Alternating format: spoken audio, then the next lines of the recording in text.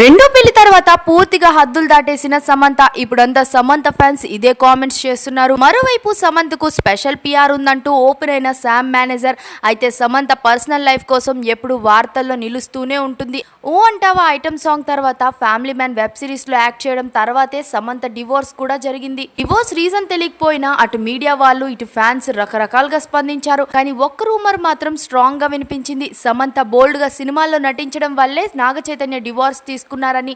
ఆ తర్వాత సమంత పూర్తిగా కుమిలిపోయి అయితే కనిపించింది. ఇక అప్పటి నుంచే లేడీ ఓరియంటెడ్ మూవీస్ సెలెక్ట్ చేసుకుంటూ వస్తుంది శామ్. అందులో ఎటువంటి బోల్డ్నెస్ లేకుండా స్టోరీ పరంగా మూవీస్ సైన్ చేస్తూ వస్తుంది. ఇప్పుడు అంతా సర్దుకుని శామ్ మళ్ళీ రెండో పెళ్లి చేసుకొని అంతా హ్యాపీగా ఉన్న సమయంలోనే మళ్ళీ బోల్డ్ ఫోటో షూట్స్ అంటూ హాజరైంది శామ్. ఇక దీనిపై నెటిజన్లు తీవ్రంగా ట్రోల్స్ చేస్తున్నారు. రెండో పెళ్లి తర్వాత మరింత బోల్డ్నెస్ గా కనిపిస్తోంది. పొట్టి పొట్టి బట్టలతో నిత్యం సోషల్ మీడియాలో ఉంటుంది. అంతకు ముందు కాస్త పద్ధతిగా కనిపించేది, కానీ ఇప్పుడు లిమిట్స్ దాటి కనిపిస్తుందంటూ సెటైర్లు వేస్తున్నారు నెటిజన్లు. ఇక మా ఇంటి బంగారం షూటింగ్ దగ్గర నుంచి ఎక్కడ చూసినా శామ్ చీరలోనే ఫుల్ డ్రెస్ లోనే కనిపిస్తుంది. ఇప్పుడు ఇలా సడన్ గా వెస్ట్రన్ డ్రెస్ లో చూసేసరికి మీకు అలా అనిపిస్తుంది అంటూ సమంత ఫ్యాన్స్ మాత్రం ఆమెకే సపోర్ట్ చేస్తూ వస్తున్నారు. ఇక సమంత ఇలా బ్రాండ్ ఫోటో షూట్స్ కి వెళ్లే సమయంలోనే ఆ వీడియోలో సమంత ఓ బ్రాండ్ ఈవెంట్ కు హాజరవుతూ తన కార్ దిగడం కనిపిస్తుంది. ఆమె ఎప్పట్లాగే చిరునవ్వుతో కెమెరాకైతే ఫోజులు ఇచ్చింది. కానీ అక్కడ అందరి దృష్టిని ఆకర్షించింది సమంత కాదు, బ్యాక్గ్రౌండ్ లో వినిపించిన ఓ గొంతు.